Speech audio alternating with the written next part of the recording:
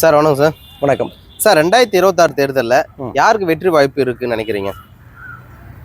2026 தேர்தல் மட்டும் கிடையாது, நடந்து முடிஞ்ச இதுவரையில் உள்ள தேர்தல்லையே சினிமா நடிகர்களுக்கு தான் வெற்றி அதிகமாக இருந்திருக்குது. ஏன்னா ஆரம்ப காலகட்டத்தில் சினிமா ப்ரொடியூசர் அண்ணாதுரை அவர்கள் கட்சி ஆரம்பித்தார், திராவிட முன்னேற்ற கழகம்ட்டு. அதை சினிமா கதை வசனம் எழுதுகிற நம்ம கலைஞர் அவர்கள் அந்த கட்சியை வழிவகுத்தார். அந்த கட்சியில் பொருளாளராக எம்ஜி ராமச்சந்திரன் சினிமா கதாநாயகன் அவர்கள் இணைஞ்சு அந்த கட்சியை மேன்மைப்படுத்தி வளர்த்து அதில் பொருளாளராக இருந்து கொண்டு வந்தார். அந்த பொருளாளராக இருந்து கொண்டு வந்து அதன் பிறகு அவங்களுக்குள்ள மன கஷ்டம் வந்ததுனால அவர் தனியாக ஒரு புது கட்சியை உருவாக்கி இவங்க ரெண்டு பேருமே இன்னைய வரையிலுமே சினிமா நடிகர்கள் தான். ஜெயலலிதா அவர்களாகட்டும், யாராகட்டும், எம்ஜிஆர் ஆகட்டும், எல்லாருமே நடிகர்கள், சினிமா துறையை சார்ந்தவர்கள் தான் இன்னைக்கு வரையிலும் நம்ம தமிழ்நாட்டை ஆட்சி செஞ்சிட்ருக்காங்க. இந்த நிலை எந்த மாநிலத்துலையுமே கிடையாது, எந்த உலகத்துலேயுமே கிடையாது. சினிமா மோகத்தில் அதிகமாக மூழ்கி இருக்கிறது நம்ம தமிழ் மக்கள் மட்டும்தான், வேறு யாருமே கிடையாது. அதனால் நிச்சயமாக இப்போ உள்ள ட்ரெண்டில் உள்ள விஜய் அவர்கள் வரத்துக்கு வாய்ப்பு கட்டாயம் உண்டு, 100% உண்டு. இல்லை, சினிமா வாழ்க்கையில் சினிமாவில் நடித்தவங்க யாரும் அரசியல் வரக்கூடாதுன்னு நீங்கள் இப்போ 2026 தேர்தலில் பார்த்தோன்னா விஜய் வெற்றி வாய்ப்பு அவருக்கு இருக்குன்னு சொல்கிறீங்க இல்லையா? எது வச்சு சொல்கிறீங்க? அதை நான் சொல்லலையே, சினிமாவில் யார் நடித்தவங்க யாரும் வரக்கூடாதுன்னு கிடையாதுங்க. அதாவது மக்களுக்கு அறிமுகமானவங்க, மக்களுக்கு எப்படி அறிமுகம் ஆகிறாங்கன்னா சினிமா துறையில் ஃப்ரீ அட்வர்டைஸ்மெண்ட், இலவச விளம்பரங்கள்லாம் அவங்க வந்துட்டு இருக்கிறாங்க, இன்னைய வரையிலும் வராங்க. அவங்க இலவச விளம்பரத்தில் வரும்பொழுது மக்கள் மனசில் நல்லவங்க நல்லவங்க நல்லவங்க நல்லவங்கன்னு அவங்கள வெளிப்படுத்தி காட்டிடுறாங்க கதாநாயகனா. அதை மக்கள் மனசில் பசுமரத்தை ஆணி போல நல்லா பதிஞ்சிடுது. நல்லவர்களாகவே இவங்க தான் நல்லவங்க, இவங்க தான் நம்மளை காப்பாற்றுவாங்க அப்படின்ற சுச்சுவேஷனில் மக்கள் மனசில் எடுத்துக்கிறாங்க எல்லாருமே. அதனால தான் ஒரு வெறித்தனமாகவே இருக்கிறாங்க. அவங்க படம் ரிலீஸ் ஆனால் மேலே ஏறி கட்டவுட்டை வச்சு, பெரிய கட்டவுட்டை வச்சு அதில் பாலாபிஷேகம் பண்ணுறது, இது மாதிரியான காரியங்கள்லாம் செய்ய ஆரம்பிக்கிறாங்க. இதனால் சினிமாக்காரவங்க மோகம் அதிகமாக இருக்கிறதுனால தமிழ்நாட்டு மக்களுக்கு நிச்சயமாக அடுத்ததும் ஒரு சினிமாக்காரரால் தான் முதல்வராக முடியும் அப்படின்ற மாதிரி எல்லாருமே எதிர்பார்க்குறாங்க த்ரூ அவுட் வேர்ல்டு.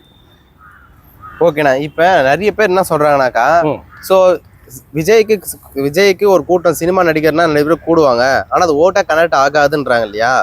ஸோ அதை பற்றி உங்கள் கருத்து என்ன? அதெல்லாம் தவறு. ஏன்னா ஒவ்வொருத்தவங்களும் அன்னைக்கு கூட்டத்தை பார்த்துருப்பீங்க. மக்கள் தேடி போகிறாங்க கூட்டத்தில் சில விஷயங்கள் தவறான விஷயங்கள் நடந்திருக்கலாம்.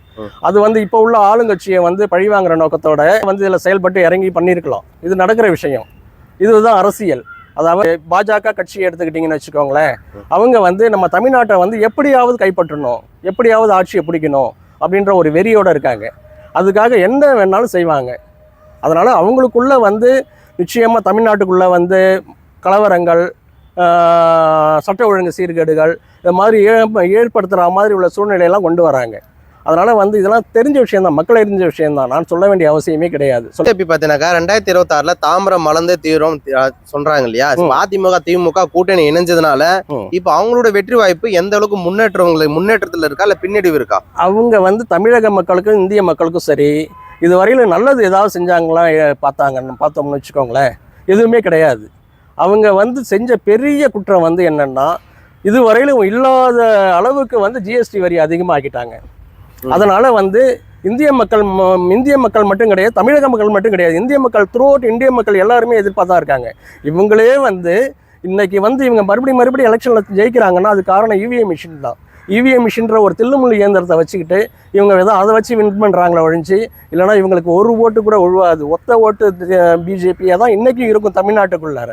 ஆனால் இவங்க செய்கிறது முற்றிலும் தவறான விஷயம். மக்களுக்கான விஷயங்கள் எதுவுமே நல்லது செய்யலை. ஆனால் அரசியல்வாதிங்க எல்லாருக்கும் சொல்லிக்கிறேன், ஆனால் அவங்க எல்லாருமே ஒரு தனியார் கட்சி தான். ஒன்றும் நீங்கள் இங்கே கவர்மெண்ட்டில் படிச்சுட்டு எல்லாருமே ஐஏஎஸ்லாம் முடிச்சுட்டு அது மாதிரி ஆட்கள்லாம் யாருமே இங்கே கட்சி நடத்தலை. கட்சி தொடங்கினவங்களும் அப்படிப்பட்டவங்க கிடையாது. எல்லாருமே ஒரு ஜாதி ரீதியாக ஒரு கட்சியை உருவாக்கி வச்சுக்கிட்டு தான் இன்றைக்கி தமிழ்நாட்டை பிடிச்சி வச்சுட்டு, தமிழ்நாட்டில் மட்டும் கிடையாது இந்தியாவையே பிடிச்சி வச்சுட்டு இந்தியர்களை வாட்டி வதச்சிட்டு இருக்கிறாங்க. ஓகே, தவறான விஷயம். ஓகே, நீங்கள் சொன்னீங்க பிஜேபி தான் பார்த்தீங்கன்னாக்கா, ஸோ அது ஜிஎஸ்டி கொண்டு வந்தாங்கன்னு சொல்றீங்க. ஆமா, ஆனா அது வந்து காங்கிரஸ் தானே கொண்டு வந்தாங்க. கொண்டு அவங்களோட ஆட்சியில தானே ஒரு கொண்டு நிமிஷம். வந்தாங்க. நிறைவேற்றப்பட்டது யார் ஆட்சியில நிறைவேற்றப்பட்டது? கொண்டு வந்தாங்கன்னு வேணா பொய்யான கருத்தை சொல்லலாம், அது உண்மையா கூட இருந்திருக்கலாம்.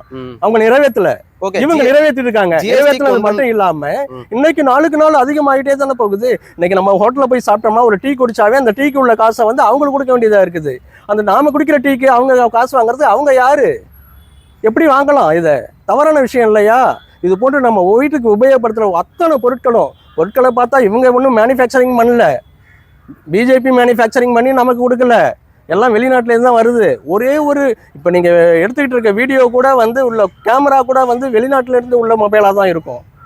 ஆனால் வந்து இங்கே வந்து இவங்க என்ன மேனுஃபேக்சரிங் பண்ணுறாங்க? ஒன்றுமே கிடையாது. என்னதான் கொண்டு வந்திருக்காங்க பிஜேபி கொண்டு வந்தது எனக்கு மத்தியில் இருக்கிறதுனால தமிழ்நாட்டுக்கு இதெல்லாம் கிடைச்சதுன்றது வந்து எதனா சொல்ல முடியுமா? பிஜேபி கொண்டு வந்தது வந்து முக்கியமானதுன்னு சொன்னால் டாப் 1 லெவல்னு பார்த்தீங்கன்னா ஜிஎஸ்டி வரி தான். அது வந்து எல்லாருக்குமே ஆபத்தானது. அதை வந்து இவங்க ஆட்சிக்கு முன்னாடி எப்படி இருந்துச்சோ அதே மாதிரி இவங்க வந்து நிலைநிறுத்தினாங்கன்னா இவங்க மறுபடியும் வந்து ஓட்டு கேட்க தயாராக இருக்கலாம். இல்லைனா இவங்க வந்து இவிஎம் மிஷினை மட்டும் வச்சுக்கிட்டு இவங்களே ஓட்டை போட்டுக்கிட்டு ஜெயிச்சோன்ட்டு மக்கள் மறுபடியும் மீண்டும் வந்து ஜிஎஸ்டி வரியை மக்கள்கிட்ட வாங்கிட்டே தான் இருக்க வேண்டியது. ஓகே, அந்த இவிஎம் மிஷின் என்ன வேலை செய்யும்? இவிஎம் மிஷினை வச்சு எப்படி வேணாலும் பண்ணலாமே. என்ன பண்ணலான்றது மக்களும் சொன்னா புரிஞ்சுப்பாங்கல்ல. இவிஎம் மிஷின்றது வந்து தடை செய்யப்பட்ட மிஷின். வேர்ல்டு கண்ட்ரியில் எல்லா கண்ட்ரிலையுமே தடை பண்ணியிருக்காங்க. இப்போ நடக்கிற வந்து யூஎஸ் வந்து எலெக்ஷன் கூட வந்து இவிஎம் மிஷின் மூலயமா நடக்கலை, எல்லாமே வந்து பேப்பர் தான். அதுதான் ஃபாலோ பண்ணணும்.